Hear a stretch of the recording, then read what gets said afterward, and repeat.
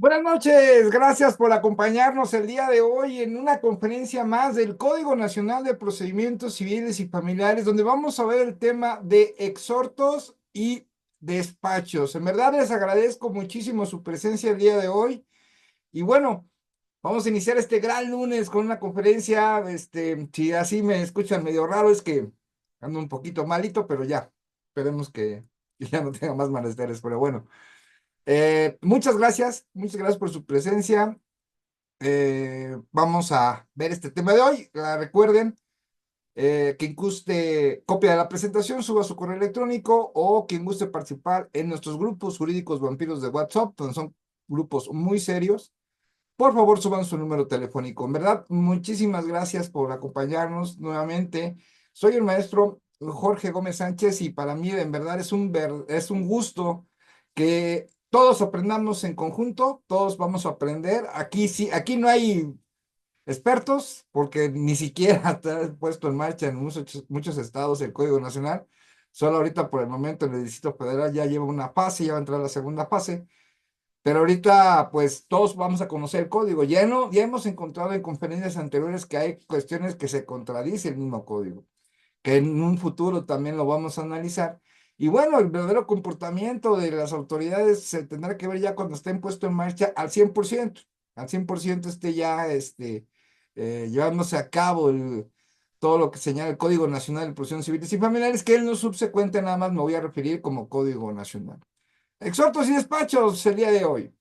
Bien, los exhortos y despachos que se reciban de las autoridades jurisdiccionales del territorio nacional se proveerán dentro de las 24 horas siguientes a su recepción y se diligenciarán dentro de los 5 días siguientes, a no ser que lo que haya de practicarse exige necesariamente mayor tiempo. Entonces, en lo que respecta a exhortos y despachos, se va a pronunciar a quien se dirigen, o sea, a las autoridades judiciales, y bueno, en 24 horas de su recepción van a tener que ser un proveído y se van a tener que diligenciar en los 5 días siguientes. Esto es para que tengan conocimiento de los términos, ¿ok?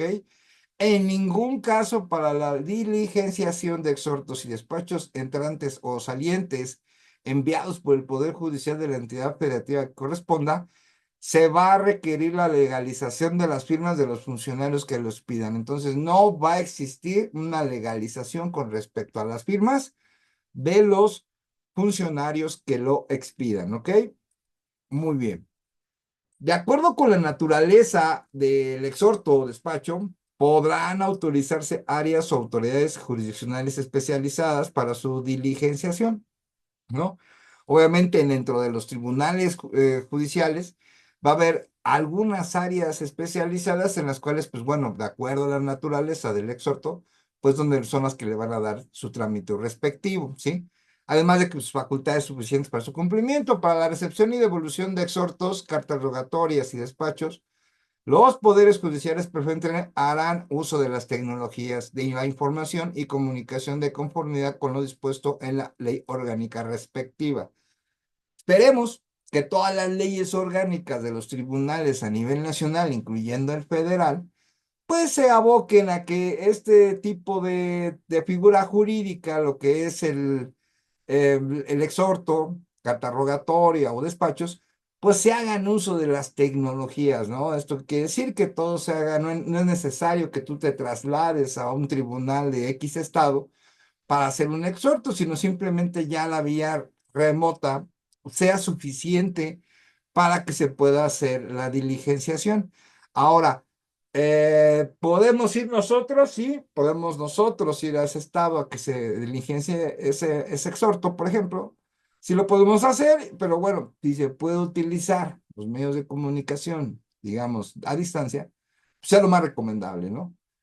Ahora, esto está supeditado a que, bueno, que la ley orgánica respectiva del tribunal al que se va a exhortar, pues lo manifieste también en sus estatutos, tanto el exhortante como el exhortado, ¿no? O sea, en ambos casos debe existir este uso de tecnologías que lo va a tener que entender su ley orgánica.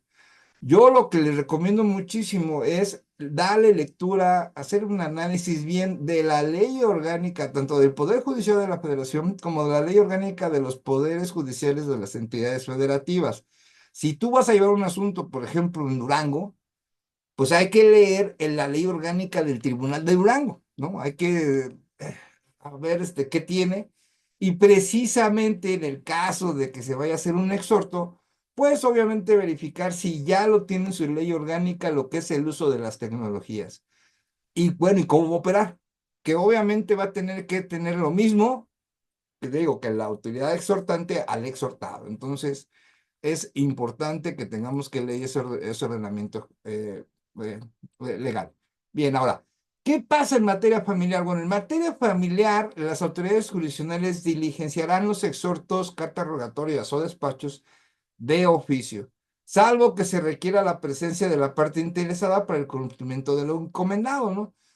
Aquí, por ejemplo, se hace por oficio, ok, pero al momento de que tú pidas un exhorto, por ejemplo, tú puedes señalar en tu escrito que estás interesado en darle cumplimiento y que tú te haces responsable en el caso de que tú lo desees, obviamente, que tú como abogado parte, o sea, abogado representante, seas parte actora o parte demandada, pues te puedes ir tú a trasladar ese estado de la República Mexicana para que tú diligencies ese exhorto, ¿sí? El Código Nacional te lo permite, ¿sí? Obviamente que en materia familiar va a tener que ser de oficio. Bueno, de las demás también, ¿eh? O sea, yo pienso que van a ser todos de oficio. Las autoridades jurisdiccionales podrán encomendar a sus diversas la práctica de las diligencias dentro de su propia jurisdicción si por razones de la distancia se facilita su práctica, ¿sí? Obviamente que va a haber, las distancias es el tema, ¿no? Porque son 5 días, es muy poco. Y por ejemplo, hay estados de la República Mexicana que sí los lugares pues pueden estar distantes de un municipio a otro por lo extenso que es el estado, ¿sí? Entonces se tendrá que revisar esa parte con respecto a, bueno, ¿dónde está el tribunal? ¿Dónde, en qué domicilio se tiene que realizar realizar el exhorto? Y bueno, pues se tendrá que ver, sobre todo las distancias, ¿sí? Los despachos, exhortos o cualquier otra comunicación similar que tenga que diligenciarse entre autoridades judiciales de una misma entidad federativa deberán ser remitidos conforme a lo que establezcan las leyes o reglamentos de cada entidad federativa. O sea, puede haber una interna dentro de esos tribunales de esa misma entidad federativa, sí, sí, pero bueno, ya sus leyes y sus ordenamientos o reglamentos van a establecer las formalidades. Los exhortos y despachos que aluden el párrafo entero se van a remitir a la autoridad judicial que deba cumplir la encomienda y puede ser a través de correo electrónico institucional, ¿sí? Que realice esa solicitud, ¿sí? Entre la Administración de Gestión Judicial o la institución análoga, ¿no? Conjuntamente con los documentos digitalizados de las constancias conducentes. Una vez recibido la persona secretaria judicial hará constar en el citado documento la fecha y hora de su recepción. De la misma manera se devolverán las constancias que deriven de la diligenciación de dichos exhortos. Y entonces va a señalarse cuando se reciben. Acuérdense, en un exhorto, carta rogatoria o este despacho, pues a las 24 horas se va a tener que pronunciar el órgano jurisdiccional y tendrán 5 días para llevar a cabo la diligencia, ¿sí? Y ese sí, vaya, ese sí es de cumplimiento a nivel nacional, sobre todo esos 5 días. Las diligencias de los exhortos que deban practicarse fuera del territorio de la competencia de la entidad federativa de que se trate, deberán encomendarse vía correo electrónico. O sea, el Código Nacional ya te lo señala, puede ser por vía correo electrónico. El tribunal o poder judicial del lugar en que ha de realizarse directamente a la autoridad jurisdiccional de la jurisdicción que deba ejecutarse conjuntamente con las constancias conducentes, ¿sí? Ahora, asimismo, la autoridad judicial exhortada de resultar incompetente por razón de territorio o cuantía, emitirá los proveídos necesarios a fin de que por su conducto y vía correo electrónica lo haga llegar a la autoridad jurisdiccional competente, informando de dicha situación a la autoridad ordenadora. Bueno, esto de que sea incompetente, bueno, yo desde mi punto de vista, si tú vas a mandar un exhorto, por ejemplo, a Guanajuato, ¿no? Hay un Tribunal de Justicia de Guanajuato. Entonces, al momento que lo recibe, la responsabilidad de la competencia le va ahí a recaer sobre al secretario judicial, ¿no? O al oficial judicial, o los nombres que tenga. Quien va a tener que primero, recibirlo vía electrónica, o sea, vía correo electrónico, y en ese momento él va a determinar, bueno, a qué jurisdicción le corresponde, ¿sí? Entonces ahí caer en competencia, pues no sería negocio de nosotros, sino sería obviamente responsabilidad del mismo tribunal, ¿sí? Entonces, esto sí no debe de haber cabida porque, pues te digo, hay una oficialidad de partes general que tiene el tribunal, sea vía electrónica o vía presencial, y que a partir de ahí ya lo tenga que turnar al juez competente. No lo puede turnar un juez incompetente, ¿no?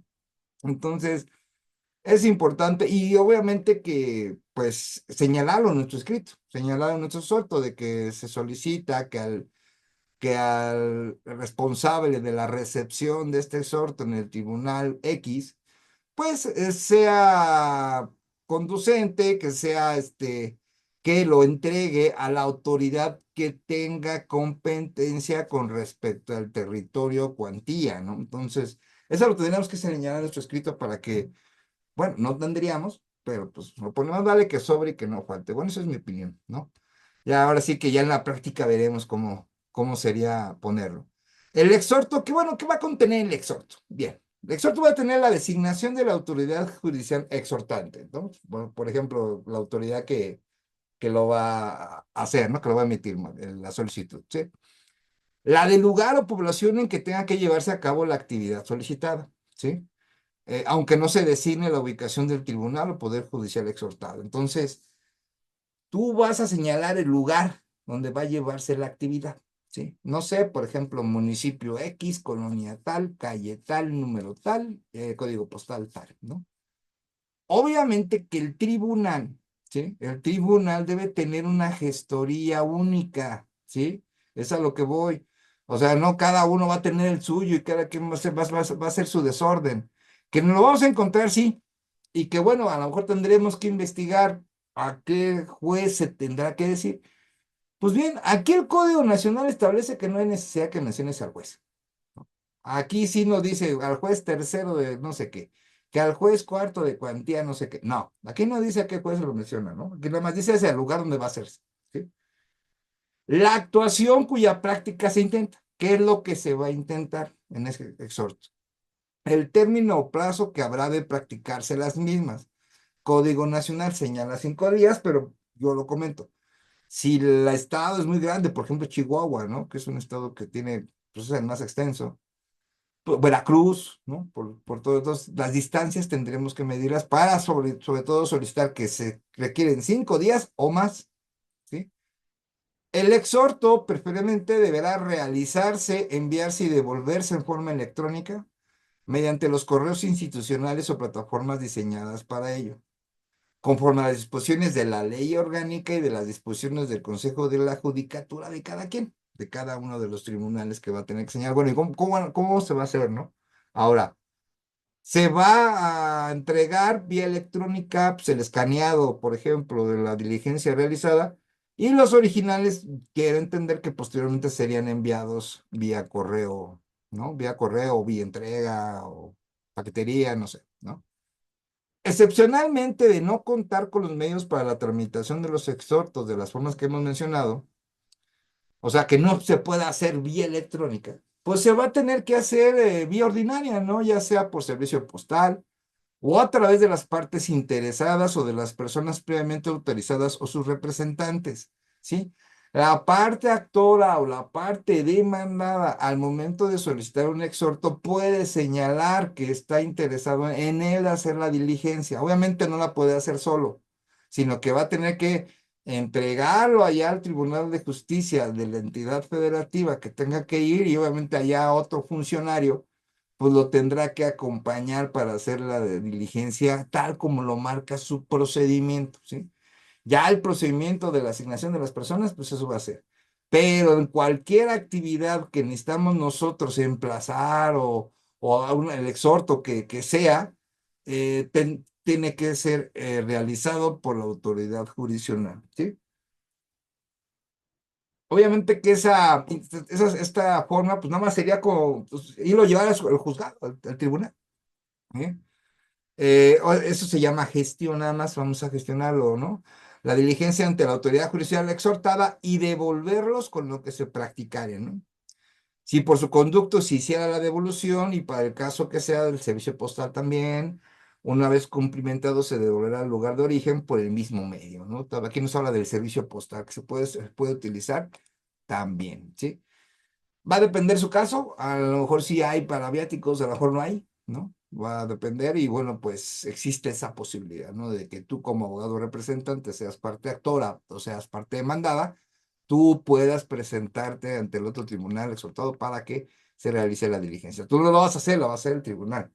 Ahora, tú puedes acompañar al oficial, claro. Bueno, hay que revisar la ley orgánica del Poder Judicial respectivo para saber si cuenta con esa figura, ¿no? Que por lo regular la deben de tener. O sea, yo pienso que ahí no debe de haber ningún problema al respecto, ¿sí? Muy bien. En caso de que no se hubiera remitido por medio electrónico, o sea, la gestión del exhorto, los tribunales pueden acordar que los exhortos y despachos que manden a expedir se entreguen para hacer llegar a su destino, a la parte interesada que hubiera solicitado la práctica de la diligencia, como ya lo mencioné. Nosotros como parte actora o parte demandada podemos llevar el exhorto al tribunal respectivo, ¿sí? Bien. El Tribunal o Poder Judicial de cada entidad federativa redactará el exhorto. ¿Quién va a redactar el exhorto? El tribunal. Nosotros lo vamos a solicitar, el por qué, de qué, obviamente motivado y fundado, pero quien va a realizar el exhorto es el tribunal, con las inserciones respectivas dentro de los 3 días contados a partir de que surta efectos el proveído, ¿sí? Bien, que ordene su remisión y lo pondrá a disposición de la promovente. Entonces, nosotros promovemos un exhorto, ¿sí? Ante un tribunal judicial, ¿sí? Llegamos con nuestro escrito, lo ingresamos y obviamente el tribunal tendrá 3 días para que después de que, o sea, primero, 24 horas para el proveído, es un día. Y luego 3 días más, que serían al final 4. Ya en el cuarto día o en el quinto, digamos, ya en pocas palabras, ya si nosotros pusimos que nosotros nos vamos a llevar, lo va a poner a disposición de la parte promovente, él lo va a dejar en el juzgado. Ya tú vas al juzgado, te hacen la entrega del exhorto y vas y lo entregas al tribunal estatal que es el que se tiene que llevar a cabo.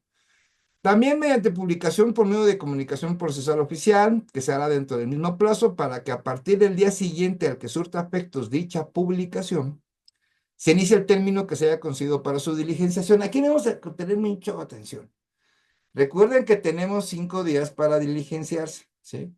Entonces, después de la publicación en el diario oficial o en el diario de comunicación que tenga el tribunal, al siguiente día surte efectos y al otro día empieza a correr el término. Entonces, nosotros tenemos que estar bien atentos para saber, bueno, cuándo lo tiene. Y aquí sí tenemos que ir al tribunal. Aquí no es que te lo manden por correo y que ya lo tienes en correo, ya vas y lo llevas al tribunal respectivo. No, tenemos que ir al tribunal a recogerlo si nosotros somos quien lo va a llevar, ¿sí? Y acuérdense en esa petición de parte.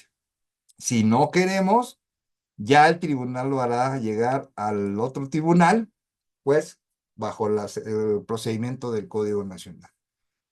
Cuando el exhorto tenga algún defecto, la parte promovente deberá hacérselo saber a la autoridad jurisdiccional y devolverlo dentro de los 5 días siguientes. Entonces, cuestión también importante, si tú lo vas a diligenciar al otro tribunal, verifica que esté bien.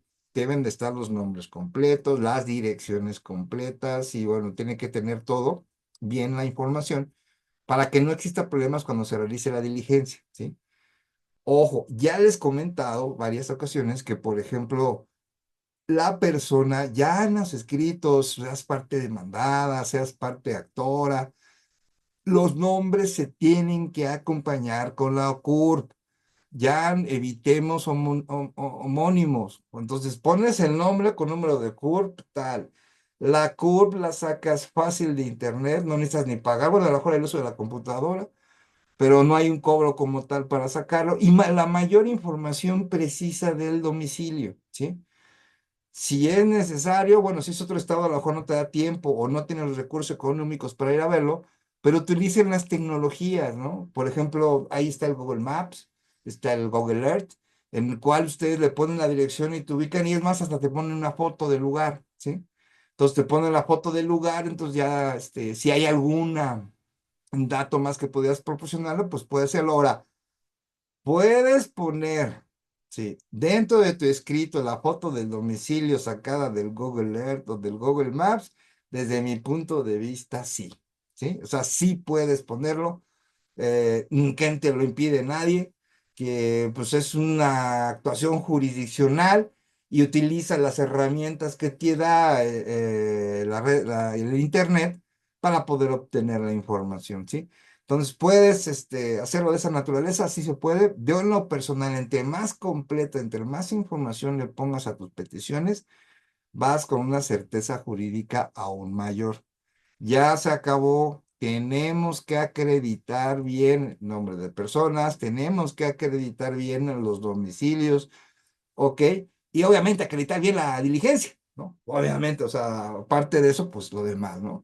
Entonces, bueno, si hay un error, hay que mencionar al tribunal que hay un error, viene mal el nombre, viene mal la dirección, X. Ahora, de no hacerse la devolución del exhorto defectuoso, el plazo para su diligencia nos interrumpe, entonces, ojo con eso. Y acuérdense, son 5 días para que lo tengan bien en mente, ¿sí? En la resolución que ordene liberar el exhorto podrá designarse a instancia de parte, ok, a petición de parte, personas o personas para que intervengan en su tramitación, ¿sí? Con expresión del alcance de su intervención y del término para su comparecencia ante la autoridad exhortada, ¿sí? Expresando a la autoridad jurisdiccional exhortada si su incomparecencia determina o no el exhorto, ¿sí? No procederá la nulidad de actuaciones por diligencias practicadas por las personas mencionadas. Si son ciertas personas, pues eso, ese hecho de que lo haga una determinada persona no va a poderse manejar una nulidad, ¿sí?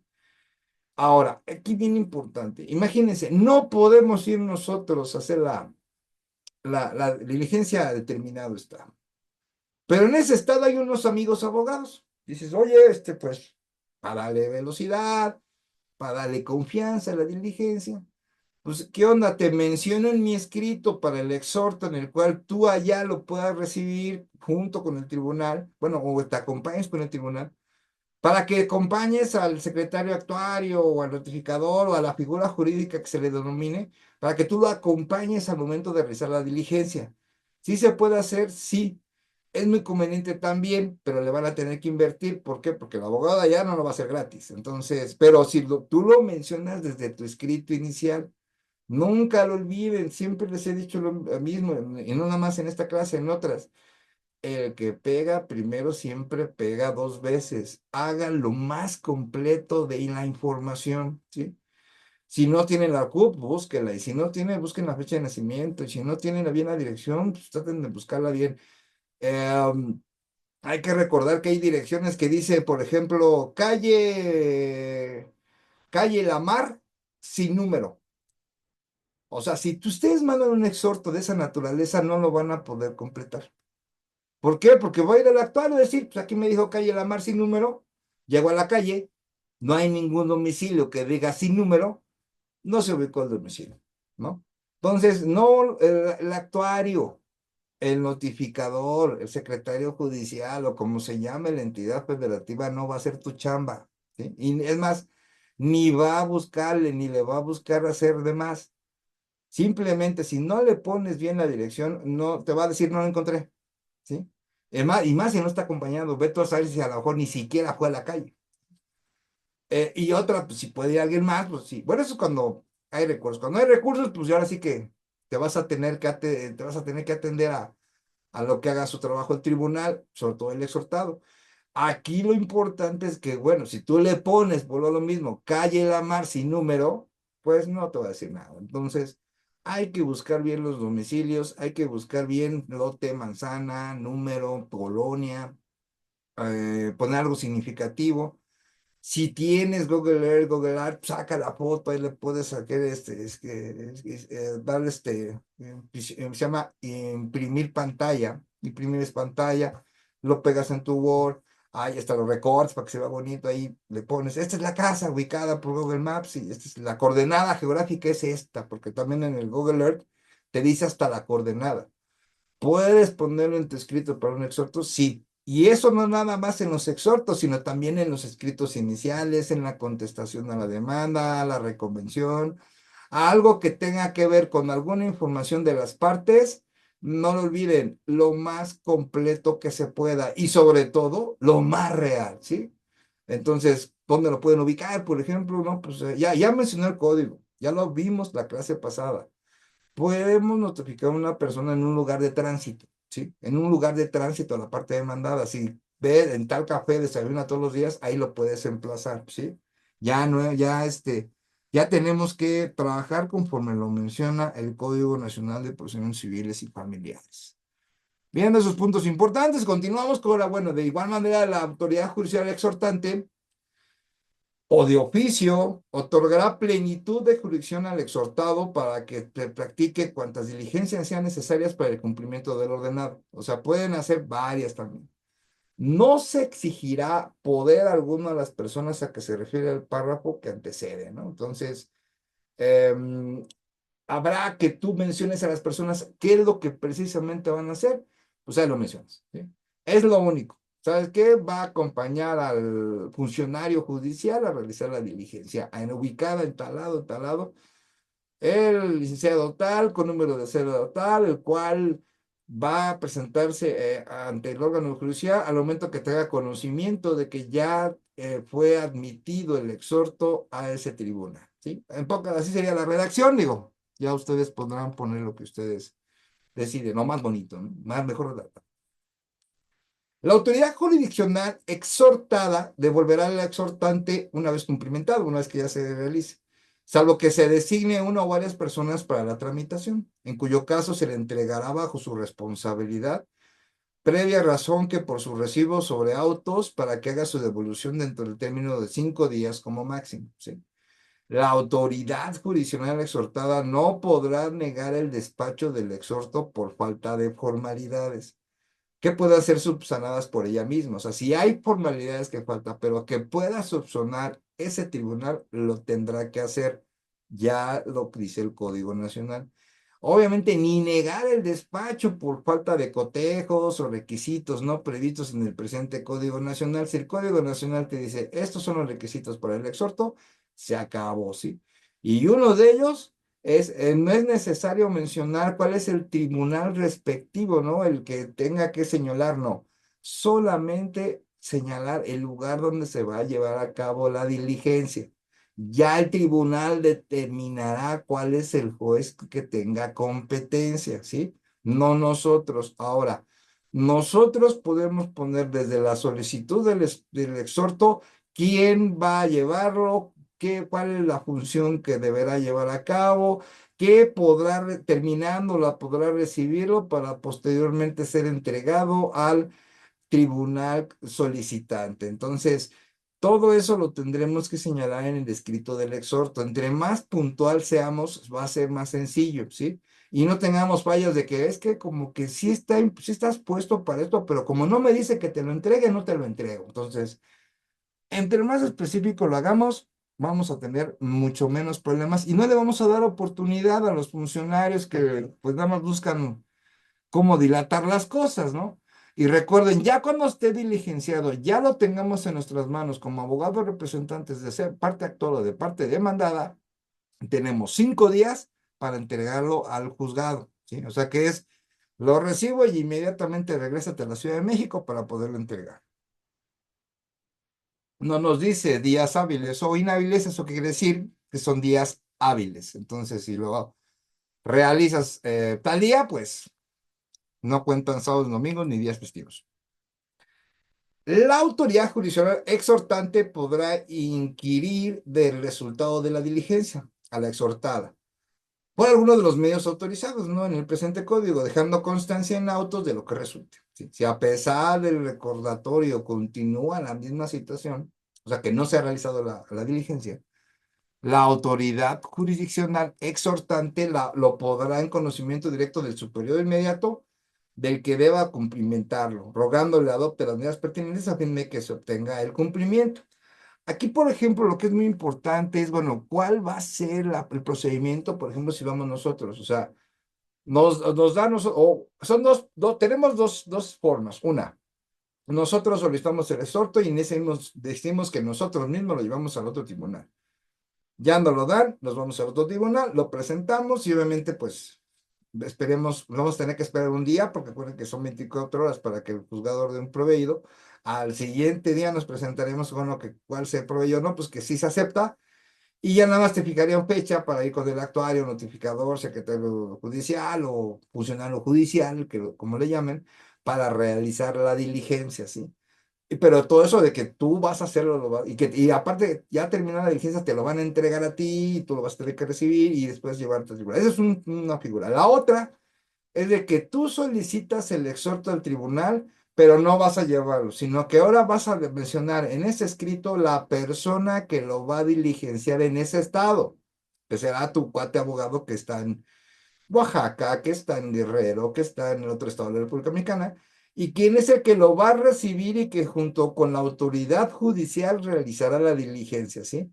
Ahora, ojo, no podemos poner, por ejemplo, que él reciba el resultado de la diligencia, no, nada más va a la diligencia y ya el tribunal respectivo hará de conocimiento al órgano jurisdiccional solicitante si se llevó a cabo, ya puede mandarlo por vía electrónica y que también pueda mandar los documentos físicos por paquetería, ¿no? O ya ustedes definirán cuál será la forma, porque al final de cuentas habla el código de que se tenga que hacer vía electrónica, ¿sí? Pero no habla al respecto sobre los papeles originales y nosotros queremos entender que es nuestro asunto, nosotros que nos interesa, que no esté el correo, sino que esté el papel original, ¿sí? Entonces nosotros también tenemos que verlo de esa manera y queremos que esos autos originales de ese exhorto se encuentren dentro del expediente original judicial, ¿sí? El exhorto deberá de cumplirse en el tiempo previsto, los que ya vimos. De no ocurrir así, se recordará por cualquier medio de comunicación de la urgencia del cumplimiento, lo que podrá hacerse de oficio o a instancia de parte interesada. O sea que, por ejemplo, nosotros como parte interesada podemos exigir que se le dé urgencia al trámite, ¿sí? Ejemplo, llegas al otro juzgado, ya lo ingresaste lunes, ¿ok? Tiene que ser el proveído el martes. Vas el martes y no te dice nada. Vas el miércoles y tampoco hay proveído. Vas el jueves y tampoco hay proveído. Entonces ya como por ahí del viernes, pues tampoco hay proveído. Entonces ya el viernes tú puedes solicitar al órgano judicial solicitante que ya pasaron 4 días y no ha habido ni siquiera el proveído. Entonces, aquí sí habrá ese recordatorio, digamos, que haga el órgano jurisdiccional. La autoridad jurisdiccional exhortante deberá facultar a la exhortada, ¿sí? Para que cuando el exhorto haya sido remitido a la autoridad jurisdiccional diferente a la que debe presentar el auxilio, el que lo recibe lo envíe directamente al que corresponda inmediatamente, si es que si es que lo consta cual sea este, solicitando al exhortante que se le dé cuenta de dicha circunstancia de oficio. Bien, aquí sí está medio raro, porque vuelvo a lo mismo. Deben de adecuarse los tribunales a tener oficialidad de partes común para todos, ¿sí? Y sobre todo para los exhortos.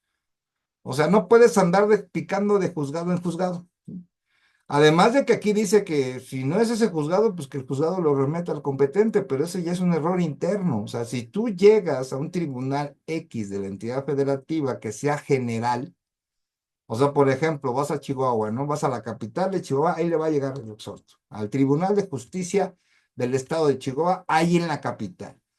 Ah, no, pues está el juez. Pues ya tú llévalo, o sea, no le digas a las partes, ¿no? Ya es chamba del tribunal, ¿no? Y aquí no hay de que, no, pues como no viniste al juzgado, ¿qué es? No, ni siquiera te lo recibo. También es una falta, entonces, falta administrativa y se puede gestionar una queja y se puede gestionar pues un procedimiento administrativo para el operador judicial.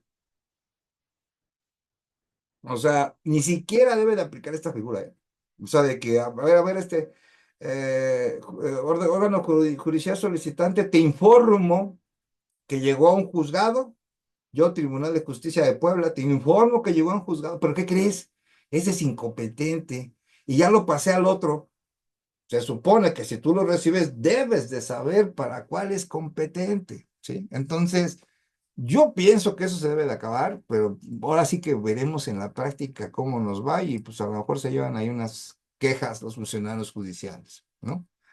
Ahora, si quien reciba el exhorto para fines que se precisen en este artículo no hace la devolución dentro de los 5 días siguientes al plazo que se le hubiera concedido para su diligenciación, sin justificación, obviamente será sancionado en los términos del 192, ¿no?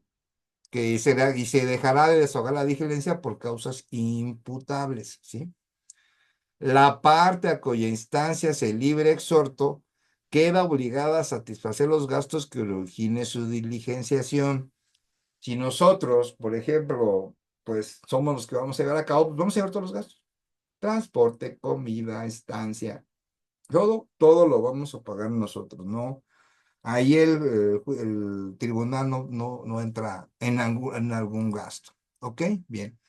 Tratándose de exhortos o despachos que libren, las autoridades jurisdiccionales serán remitidos por cualquier medio de comunicación. Ya lo quedamos, que puede ser vía electrónica.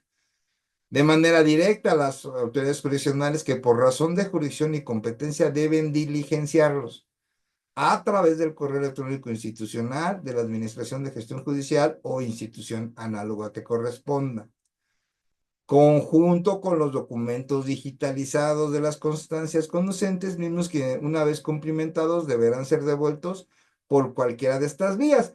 Ok, bueno, tenemos que es vía electrónica, ya le informas al órgano jurisdiccional exhortante que ya se cumplió, y además que te va a enviar las constancias por otra vía, ¿no? Porque pues, vía electrónica no se pueden mandar originales, sino a lo mejor van a tener que hacerlo por vía de correspondencia, servicio postal, dependiendo, ¿sí? Para que se queden los originales en el juzgado respectivo. Del empleo de los medios de comunicación se deberá dejar razón en el expediente, bueno, cómo se llegó la notificación, de la cual deberá contener en su caso los datos personales con la que se entendió la comunicación, fecha, hora de envío, recepción y la solicitud de encomendar, anexando constancias como fotografías, impresiones o capturas de pantalla del medio que se haya utilizado, ¿sí? Entonces, eso va a integrarse dentro del expediente físico, ¿no? Y también sobre el expediente digital también puede ser. Ahora sí que anotando y dando fe de qué fue lo que se realizó y cómo se llevó a cabo ese exhorto. Además de que en espera de que lleguen los documentos originales, ¿sí? Porque también van a tener que realizarse algo con respecto a los documentos originales. No lo olviden, si gusten copia de la presentación, por favor suban su correo electrónico. Quien guste participar en grupos vampiro jurídicos, por favor suban su número telefónico. Las diligencias judiciales que deban practicarse en el extranjero. Fíjense lo que pasa en el extranjero. Bueno, en lo que respecta al extranjero, se cursarán en la forma que establece el libro 10º del Código Nacional. Esto quiere decir que lo vamos a ver mucho más adelante, los exhortos al extranjero. Y obviamente, pues con respecto a los tratados y los convenios internacionales en los que los Estados Unidos mexicanos sean partes. La parte a cuya instancia se libre exhorto queda obligada a satisfacer los gastos que originen la diligenciación. Lo mismo, pero ahora también a nivel internacional. Que bueno, ya veremos ese capítulo más adelante, ¿sí? Bueno, vamos a ver lo que son los términos judiciales, y no antes de pues, irnos a nuestro pequeño break. Ya lo saben, tenemos un pequeño break de unos minutitos para que vayan por un café, vayan por un pancito, vayan por algo que tomar. Y bueno, ahorita en un momento continuamos con nuestra conferencia. Ahorita vamos a iniciar ya lo que sería los términos judiciales, ¿ok? Entonces, en un momento regresamos. Gracias.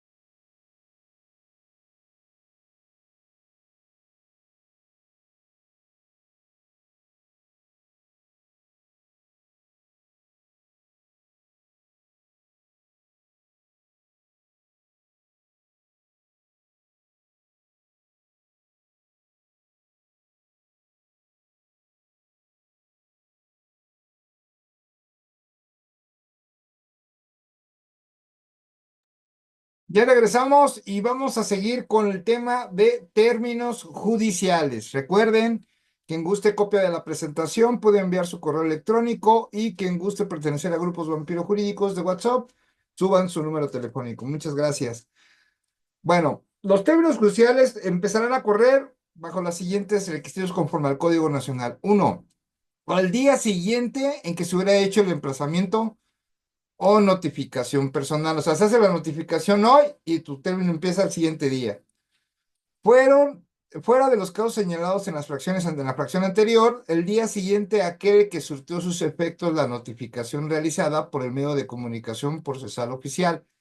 Entonces, te mandan un correo electrónico o estás en un buzón electrónico, dependiendo del tribunal, cómo esté siendo la comunicación con las partes.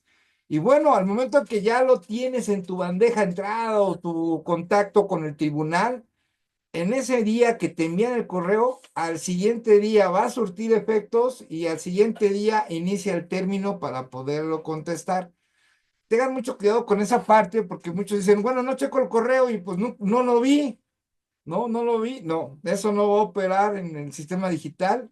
El simple hecho de que ya te llegue el correo, la notificación por el medio de comunicación procesal oficial, al siguiente día surte efectos y al siguiente día empiezan a correr el término. Entonces, mucho cuidado con esa parte. Los litiguemos vamos a tener todos los días, tendremos que revisar esas notificaciones. La notificación realizada por medio de comunicación judicial surtirá efectos el mismo día aquel que por sistema se confirme que se recibió el archivo electrónico correspondiente. Habrá algunos, por ejemplo, que te envíen el correo o te envíen una notificación en la cual el mismo sistema te va a decir, ya lo recibiste, o sea, te va a indicar el sistema, ¿sí?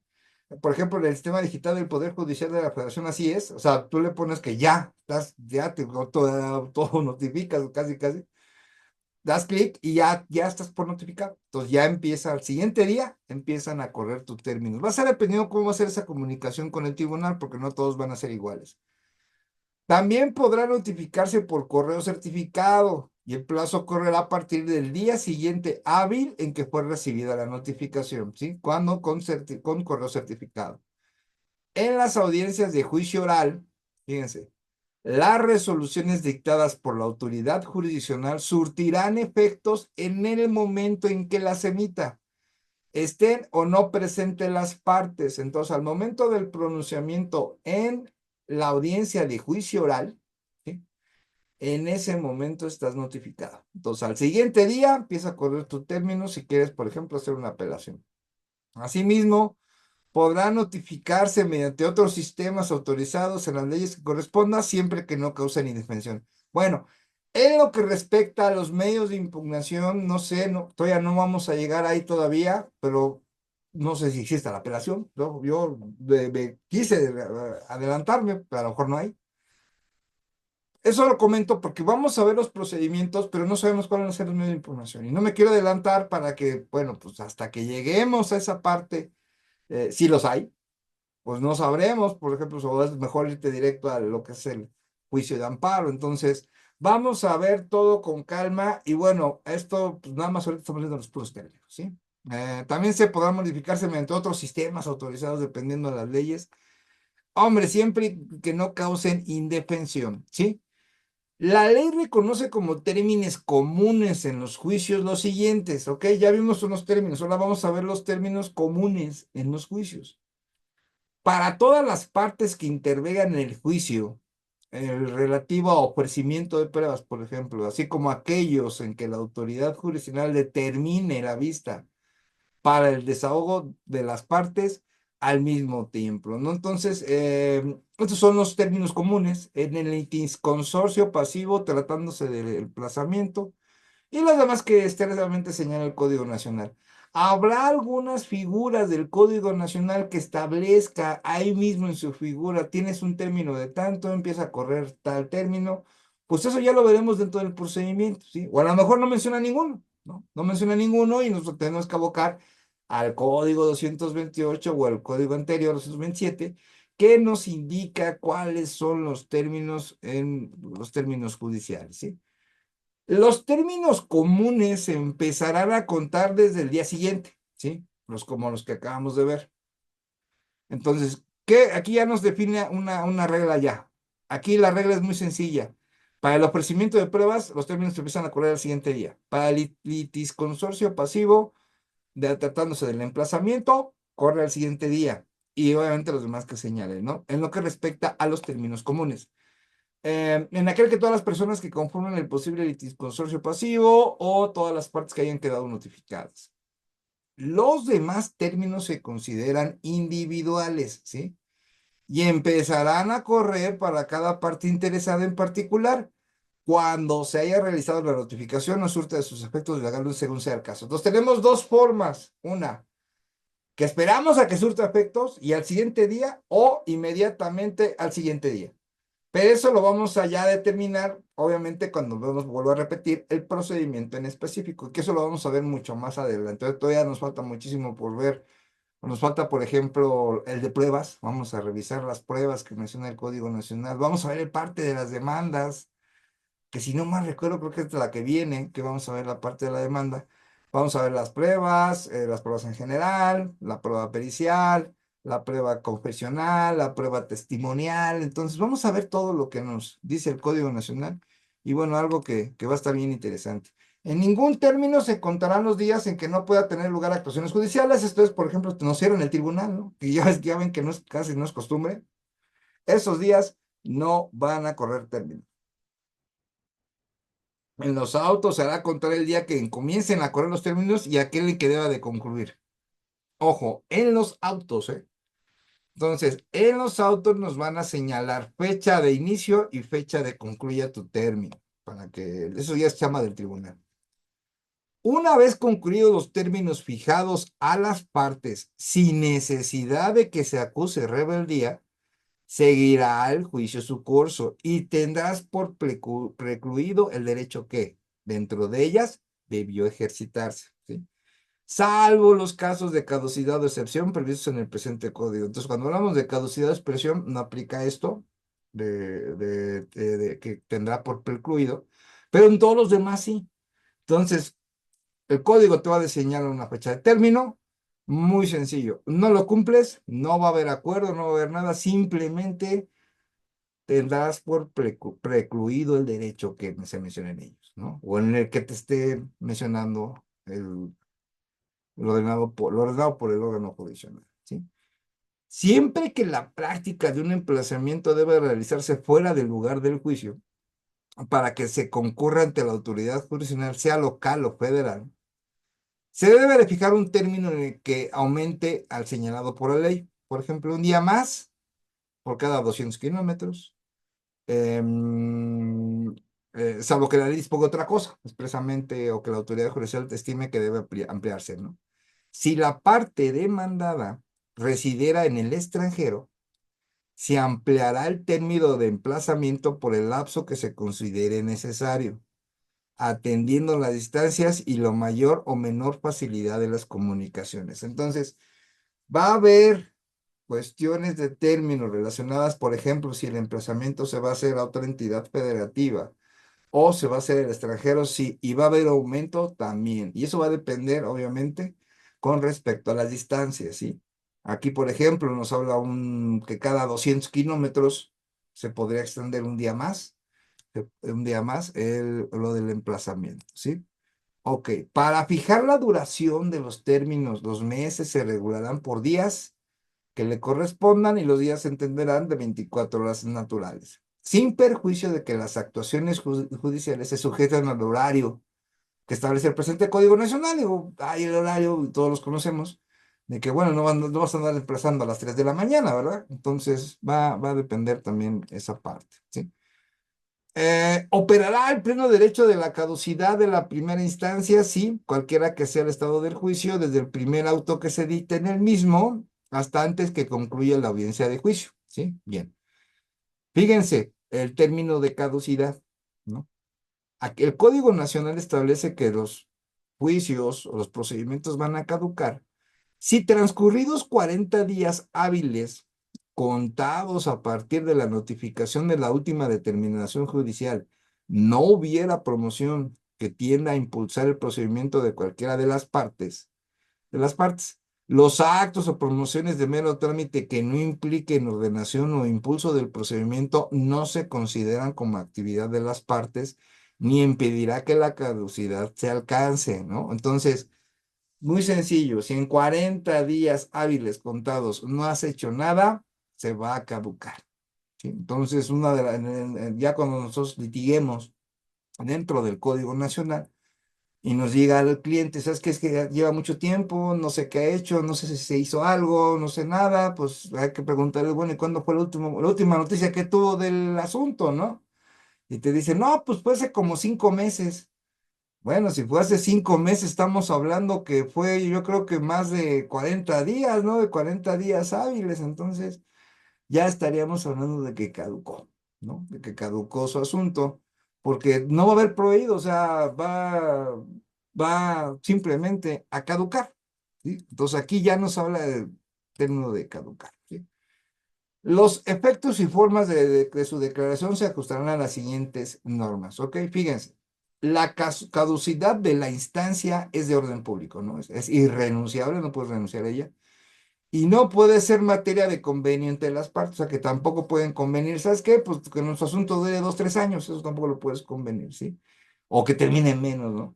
La autoridad jurisdiccional lo declarará de oficio o a petición de cualquiera de las partes. Entonces el juez ni que quiera te va a avisar, simplemente a ver qué asuntos no se han movido, tales, cuántos días lleva, ¿no? Pues ya lleva, sí, 46 días, perfecto, por oficio caduca, se acabó, ¿no? Al archivo.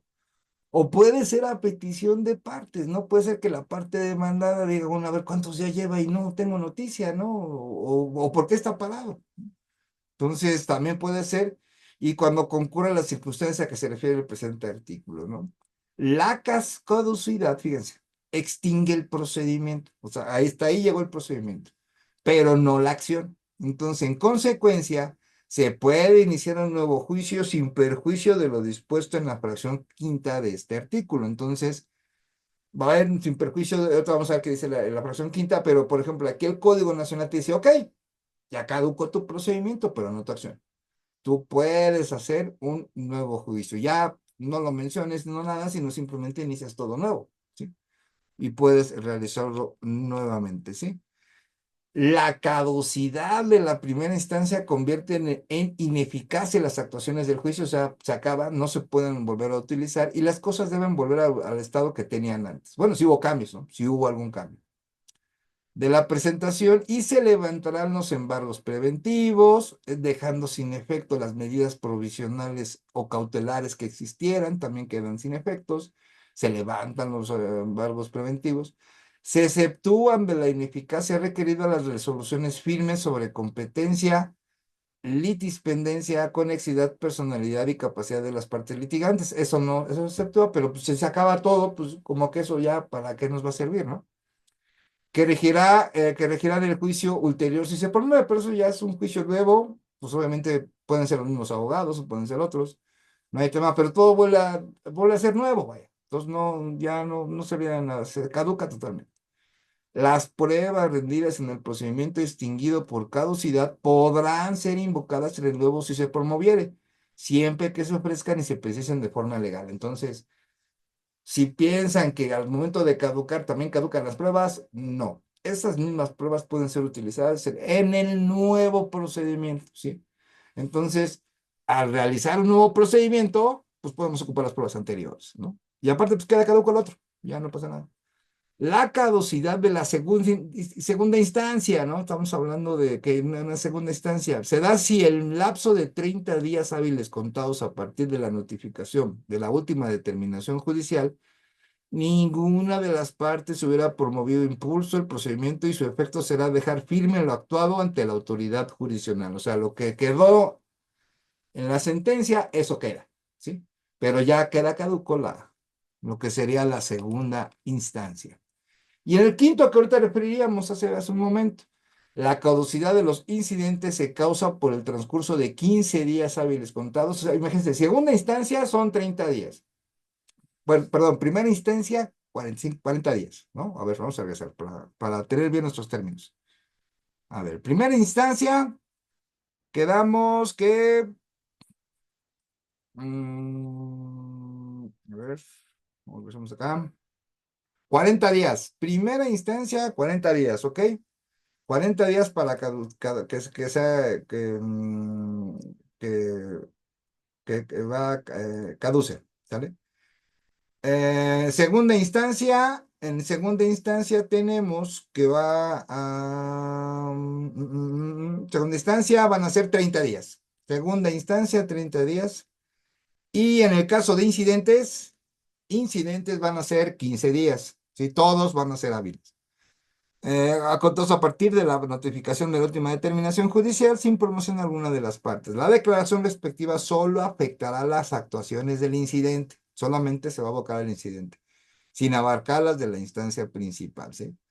Ok, para los efectos de la interrupción de la prescripción por demanda o cualquier género de interpelación judicial notificada a la persona poseedora o deudora en su caso, se equipará a la desestimación de la demanda, la declaración de caducidad del procedimiento, ¿sí? Entonces, hay que entender lo que es cuando es interrupción, ¿no? Bueno, entonces, la interrupción, como menciona el Código Nacional, de la demanda por cualquier género o interpelación judicial, bueno, estará notificada la persona poseedora o deudora en su caso, ¿no? Se equipara a la desestimación de la demanda de la declaración de caducidad del procedimiento. Entonces se desiste, ¿no? Se desiste de la demanda, que eso se entenderá como el desistimiento, como la caducidad. No tiene lugar la declaración de caducidad, o sea, no se puede declarar. Por oficio, acuérdense, el juez es el que va a determinar. Muy bien, ahora, bueno, aquí nos tiene que no tiene lugar de declaración. Bueno, ¿qué figuras jurídicas no se declara la caducidad? Fíjense para qué figuras no caducen. Uno, juicios universales de concursos y sucesiones, pero si en los juicios con ellos relacionados se tramitan independientemente que de aquellos surjan o por ellos se motive. O sea, puede haber un ejercicio diferente dentro de ellos, eso sí, pero el juicio universal de concursos y sucesiones no hay caducidad, ¿sí? En las actuaciones de jurisdicción voluntaria o procedimientos no contenciosos no hay caducidad. En los juicios de alimentos no hay caducidad. Cuando sea en perjuicio de niñas, niños y adolescentes, también no hay caducidad, ¿sí? Esto es importante que lo tengamos bien en el Código Nacional porque no todos los procedimientos jurisdiccionales, no todos, caducen, ¿sí? Entonces ya entendiendo en esa parte, pues ya aprendemos hoy algo más. En los términos de la caducidad solo se interrumpirá, por ejemplo, por promociones de las partes o por actos de las mismas realizados ante autoridad judicial diversa, siempre que tengan relación inmediata y directa con la instancia. O sea, puede haber una pronunciación con un juez diverso en el cual hagan mención en el juicio principal, por ejemplo, en el primero que se llevó a cabo, sí, pero aquí dice, ahí se va a interrumpir la caducidad, ¿sí? Si existiera ese movimiento por alguna de las partes, ¿sí? Entonces, hay interrupción cuando interviene una autoridad jurisdiccional diversa, ¿sí? En lo que va a resolver, ¿no? Por ejemplo, ¿no? La suspensión del procedimiento procede la interrupción del término de caducidad. La suspensión del procedimiento tiene lugar, bueno, ¿cuándo se puede suspender un procedimiento y ese interrumpe la caducidad? ¿Sí? Bien. ¿Cuándo se suspende? Cuando por fuerza mayor la autoridad jurisdiccional o las partes no pueden actuar. O sea, por alguna cuestión de fuerza mayor, yo le veo pues algo muy, muy grave. En los casos en que es necesario esperar la resolución de cuestión previa o conexa, o sea, está resolviendo otro juez. Entonces, hasta que termine de resolver ese juez, queda suspendido. ¿Sí? Entonces, no va a haber caducidad. O por otras autoridades. Cuando la autoridad jurisdiccional tenga conocimiento que las partes estén participando en un procedimiento alternativo de solución de conflictos. Entonces, aquí, ojo, dentro del procedimiento de la controversia judicial que nosotros tratemos, seamos parte demandada o parte actora, al momento que nosotros decimos, bueno, a ver, vamos a solicitar que se realice un procedimiento alternativo de solución de conflictos. Vámonos a los mecanismos alternativos en materia civil, ¿no? Por ejemplo. Ok, ¿qué dice la contraparte? Pues vamos. O sea, podemos arreglar, pero también no podemos arreglar. Entonces, por ejemplo, eso se lleva un mes o 2 meses, ¿no? O 3, si ustedes quieren. Al momento que inicia el procedimiento alternativo de solución de conflictos, queda suspendido el procedimiento. O sea, no va a correr el término de caducidad, ¿sí? Y en los demás casos que preveamos en la ley, entonces, bueno, pues en verdad aprendimos muchísimo hoy. Contra la declaración de caducidad de la primera instancia procede el recurso de apelación. ¿Ok? Entonces hay un recurso de apelación en la caducidad de primera instancia. En ambos efectos, si la declaratoria se hace en segunda instancia, produce el recurso de reposición. Esos recursos los vamos a ver en su momento. Ya de entrada aquí ya vimos que sí existe la apelación. Sí hay un recurso de apelación, pero vamos a ver posteriormente cuál es su procedimiento. Contra la negativa a la declaración de caducidad, no produce recurso alguno. Entonces, cuando se te niega la caducidad, te vas a ir directamente al juicio de amparo. Muy bien. Las costas serán a cargo de la parte actora, pero serán compensables con las que corren a cargo de la parte demandada en aquellos en que opusiera reconvención, compensación, nulidad y en general las excepciones que tienen que variar la situación jurídica que privada entre las partes de la presentación de la demanda. Entonces, si hubo reconvención, si hubo una solicitud de compensación, si hubo una nulidad y alguna de las excepciones que tengan que variar la situación jurídica, obviamente serán las costas a la parte demandada, ¿sí? Y si no, va a ser a la parte actora. Pues bueno, en verdad, muchísimas gracias, espero que les haya gustado. Bueno, vimos términos, vimos en verdad muchísimos temas que en verdad a mí en lo particular me gustan muchísimo. Cada vez nos estamos acercando más a este código. Vimos los exhortos, despachos, términos. Pues en verdad estuvo muy padre la conferencia. Les quiero agradecer su presencia el día de hoy. Recuerden subir su correo electrónico si quieren pertenecer a Grupos Vampiro. O en su caso, si quieren ustedes copia de la presentación que acaban de ver, suban su correo electrónico y si quieren pertenecer a Grupos Vampiro, su número telefónico. Muchísimas gracias, en verdad les agradezco muchísimo. Soy el maestro Jorge Enrique Gómez Sánchez y bueno, continuaremos el próximo miércoles. Ya veremos el tema a ver. Y bueno, pues en verdad, muchísimas gracias. Les agradezco mucho. Va a estar, obviamente, como siempre, esta conferencia va a estar en nuestro canal de YouTube y en nuestras redes sociales. Y en verdad, pues muchísimas gracias, ¿eh? Muchas gracias y permítame un momento, por favor.